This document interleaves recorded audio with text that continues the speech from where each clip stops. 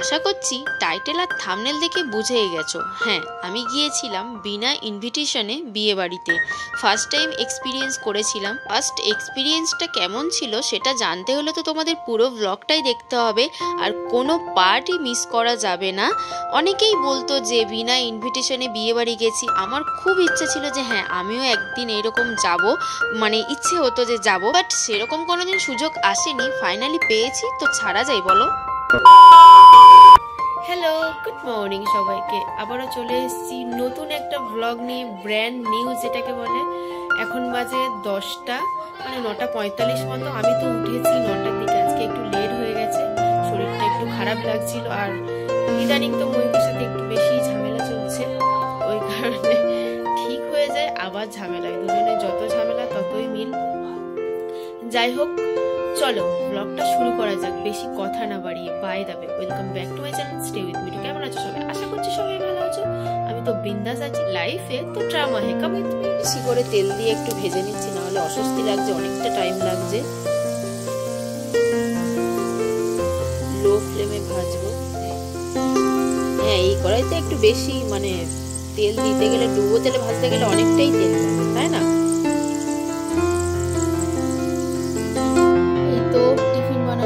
হয়ে গেছে অলরেডি, খেতে শুরুও করে দিয়েছিলাম।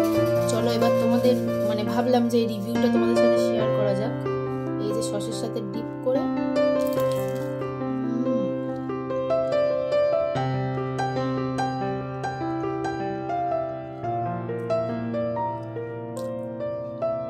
শেপ যেমনই হোক না কেন খেতে কিন্তু অসাধারণ হয়েছে। তোমরা বাড়িতে অবশ্যই ট্রাই করতে পারো।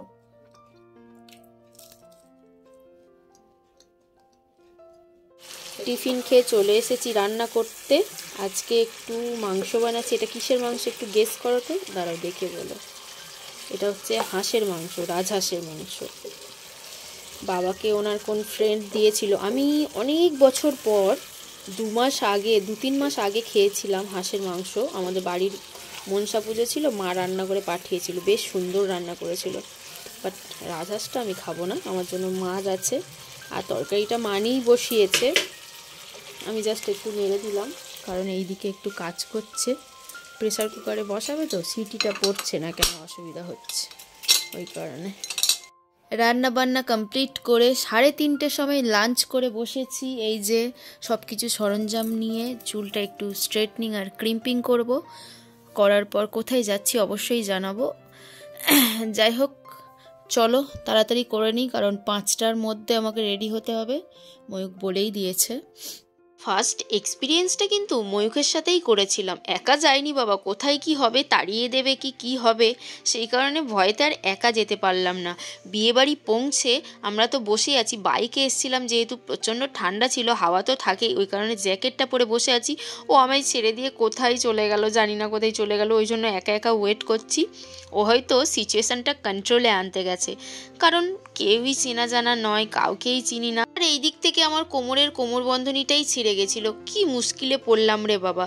দেন গ্রুম আর ব্রাইড হচ্ছে রেডি হচ্ছিল, একটা রুমেই ছিল, ভিডিওগ্রাফারও গেছিলো। আমি বলি কেউ তো কাউকে চিনি না, সো যাওয়া যাক একবার। এ ভাববে, বউ ভাববে যে বরের বাড়ির লোক, আর বর ভাববে যে বউয়ের বাড়ির লোক, এটাই ভাবাটাই স্বাভাবিক। দেন ভাবলাম ঢুকেই যখন পড়েছি, সো ব্রাইডের সাথে একটা ভিডিও করে নেওয়া যাক। ব্রাইড মনে মনে তো এটা ভাবছে যে এটা আবার কে রে বাবা, কোথায় থেকে হুট করে চলে এলো। দেন বাইরে এসে দেখি আই এম তো অবাক, ময়ূক ক্যামেরার জিনিসপত্রগুলো নিজেই সেট আপ করছে। ও আমায় কিন্তু কিছু জানায়নি, ও বলেছিল যে কাছাকাছি একটা বিয়ে বাড়ি আছে, কোনো ইনভাইটও নেই, চলো গিয়ে এক্সপিরিয়েন্স করা যাক, সবাই তো যায়, আমরা গিয়ে দেখা যাক। আর বিয়ে বাড়ি এসছি, স্টলে কোনো কিছু খাবো না এটা তো হতেই পারে না। স্টলে ছিল হচ্ছে unlimited ice cream, fuchka, coffee, pakora, আর আমি নিয়েছিলাম শুধু পকোড়া, কফি আর আইসক্রিম। আইসক্রিমটা পরে খেয়েছিলাম, ফার্স্ট নিয়েছিলাম হচ্ছে পকোড়া। আমার সাথে একজন ছিল, তাকে আমি ফ্রেন্ড বানিয়ে নিয়েছিলাম, ওই যে ভিডিও করার জন্য। কাউকে ফ্রেন্ড না বানালে হয়? তাহলে তো ভিডিও করাই যাবে না। আর তোমাদের কি দেখাবো, ওকেই বলেছিলাম যে একটু দেখাতো, একটু ভিডিওটা জাস্ট করে দে। ও কি বলবো, খাওয়ার ভিডিওটাই করে দিয়েছে, অন্য ভিডিও করতে বলেছিলাম আশেপাশে চারপাশে যারা আছে, কিন্তু ও আমার খাবার ভিডিওটাই করে দিয়েছে। বাট ঠিক আছে, ইটস ওকে, তোমরাও দেখে নিলে যে আমি কীরকমভাবে খাচ্ছি বা কী। তারপর এইদিকে চলছিল হচ্ছে গিফট দেওয়া দিই, সব গেস্ট আসছে আর ব্রাইডকে হচ্ছে গিফট দিয়ে যাচ্ছিল। আমি তো পাশে বসে বসে একেবারেই বোর হচ্ছিলাম, একেবারেই ভালো লাগছিল না, কারণ দুজনে গেছিলাম। আমি তো একা একা বসে বসে বোর হচ্ছিলাম, ময়ূর কাজে ব্যস্ত ছিল। দেন একটা ফ্রেন্ড পাঠিয়েছিলাম, তোমাদের আগেই বললাম, ওকে বলেছিলাম একটু আইসক্রিম এনে দেবে, আমি তো এখানে বসে আছি, জায়গাটা কেউ বসে পড়বে ওই কারণে। ও এনেও দিয়েছিল আর ভিডিও করে দিয়েছিল। যাই হোক, চাটতে কেমন লাগে, আই মিন আইসক্রিম, আমার তো বেশ ভালো লাগে। হোয়েন আই মিসিং হিম, তখন তো এইরকম চাটন আইসক্রিম বেশ ভালো লাগে। আরে ইয়ার, খারাপ কিছু নিও না, জাস্ট কিডিং, তোমাদের সাথে একটু মজা করতেই পারি আমি। আর ডাবল মিনিং কথাবার্তা তো এখন সবাই বলে। যাই হোক, তারপর ব্রাইডকে বলেছিলাম তুই বড় বড় গাল করে আর হচ্ছে পকোড়াগুলো খা, কারণ এত লজ্জা পাচ্ছিস কেন? এত লজ্জা পাওয়ার কিছু নেই, জাস্ট চিল ইয়ার। এই যে আরও একজনকে দেখে নাও। হ্যাঁ, তোমাদের এবার বলে রাখি আমি কার বিয়েতে গিয়েছিলাম। ময়ূকের একটা ওয়েডিংয়ের কাজ ছিল, মানে ফটোগ্রাফির কাজ, ওরই ফ্রেন্ড সার্কেলের মধ্যে। তো ওরাই বলেছিল যে তোর মানে ওয়াইফকে নিয়ে আসিস অবশ্যই, অনেকবার করে বলেছিল। তো ময়ূক ওই কারণেই আমাকে নিয়ে গেছিলো। ফটো তুলতে তুলতে ময়ূক আমাকে এখানে ছেড়ে দিয়ে কোথায় চলে গেছিলো, ভাল লাগছে না। দুজনে একসাথে, ও যেন আমার সবসময় চোখের সামনেই থাকে, আমি তো এটাই চাই। যাই হোক, ও একটু ব্রেক নিয়ে বাইরেই গেছিলো, অনেকক্ষণ থেকে কাজ করছিল, আর ওর গরম হচ্ছিল বলে ব্লেজারটা খুলে দিতে আমি পরে নিয়েছি। কেমন লাগছে একটু জানিও তো।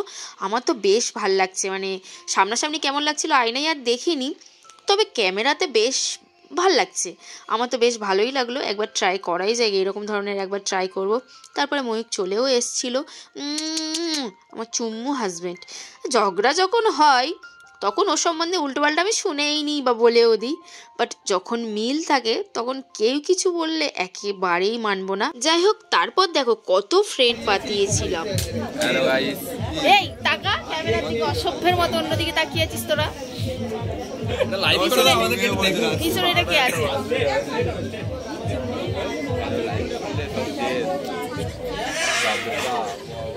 নতুন নতুন ফ্রেন্ডদের সাথে আড্ডা দেওয়ার পর ওই যে ব্রাইড যেখানে বসেছিল ওই জায়গাটা একটু ফাঁকা হতে আমি চলে গেছিলাম ফটো আর ভিডিও করার জন্য, মানে নিজের ভিডিও করার জন্য। ভিডিওগ্রাফারকে বলেছিলাম যে আমার কিছু ভিডিও করে দাও, আর ফটো তো ময়ূকই তুলে দেবো।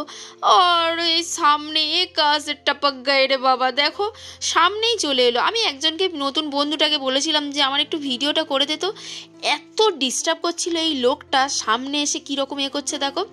তারপর ভিডিওগ্রাফার বলছিল দেখো এই টোনটা ঠিক আছে কিনা, বাট ভিডিওগুলো খুব তাড়াতাড়ি আসছে, বেশ চারা সুন্দর মতো হয়েছিল, কিন্তু বেশ হট লুকিং ছিল। তারপর দেখো বারবার ডিস্টার্ব করছে এত। আর হ্যাঁ, তোমরা কে কে বিনা ইনভিটেশনে বিয়েবাড়ি এক্সপিরিয়েন্স করেছো অবশ্যই কমেন্ট বক্সে জানিও। আমার তো ওটা এক্সপিরিয়েন্স করার হলো না, তবে খুব তাড়াতাড়ি করব, আমার এটা ইচ্ছে আছে। উফ, ফাইনালি গেছে, এবার আমি ভালোভাবে ভিডিওতে আমাকে দেখা যাবে। আর আমার তো বিরক্ত হচ্ছিলাম যে ময়ূক আমায় একটাও ভালো ফটো তুলে দেয়নি, প্রচণ্ড রেগেছিলাম যে তুমি আমায় একটাও ভালো ফটো তুলে দিলে না। কি করব বলো, এত মানে রাগ হচ্ছিল ওর ওপরে, আমি বলে বোঝাতে পারবো না তোমাদের। প্রচণ্ড রেগে গেছিলাম যে একটাও আমায় ভালো ফটো তুলে দিলে না তুমি। তারপর কি হয়েছিল শুনবে? গার্লস প্রবলেম, ভাগ্যিস প্রিপারেশন নিয়ে এসেছিলাম, নাহলে তো আরও প্রবলেমে ফেসে যেতাম। আর ময়ূক আমায় নিয়েও যেতে পারতো না কাজ ছেড়ে। ঘড়িতে বাজে রাত 1:05, ময়ূকের কাজ তখনও শেষ হয়নি। কি করব, একটু আইসক্রিম খাচ্ছিলাম কারণ খিদে খিদে পাচ্ছিল।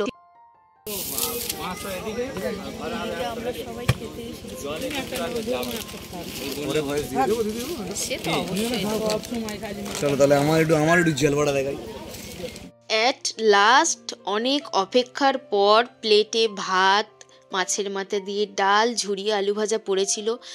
আর বিয়ে বাড়িতে মাছের মাথা দিয়ে ডাল আর ঝুরি আলু ভাজা থাকলে তো কোনো কথাই নেই, তবেই তো বাঙালিয়ানা, আমার তো বেশ ভালো লাগে। ডাল দিয়েই তো আমি হাফ ভাত খেয়ে নিই। দেন দিয়ে গেছিলো হচ্ছে মাছ, আমি তো লেজা নিয়েছিলাম। যখন আমি বলছি যে আমায় একটা লেজা দিন, বলে যে জিনিসটা কেউ খেতেই চায় না সেটা আপনি খাচ্ছেন। বলে হ্যাঁ আমার তো বেশ ভালোই লাগে, আর মাছটা বেশ ফ্রেশ অ্যান্ড জুসি ছিল। তারপর দিয়ে গেছিলো চিংড়ি মাছের মালাইকারি, আমি তো 3টে খেয়েছিলাম। অনেকে তো কাঠিটা ছাড়াতেই পারছিল না, আমি কি করেছিলাম জানো, কাঠিটা না খুলেই ভালোভাবে আমার যেটাতে কমফোর্টেবল হই আমি সেটাই খেয়েছিলাম। দেন দিয়ে গেছিলো মাংস, আমি 1 পিসই নিয়েছিলাম। মিষ্টি চাটনি পাঁপড় কিছুই খাইনি, কারণ অনেকটাই রাত হয়ে গেছিলো। খাওয়ার পর ব্লগটা আর কন্টিনিউ করতে পারিনি, কারণ ফোনে একেবারেই চার্জ ছিল না, অফ হয়ে গেছিলো। আর বাড়ি ফেরার পথে তো প্রচুর বৃষ্টিও পেয়েছিলাম। চলো ব্লগটা এখানেই এন্ড করলাম, টাটা বাই।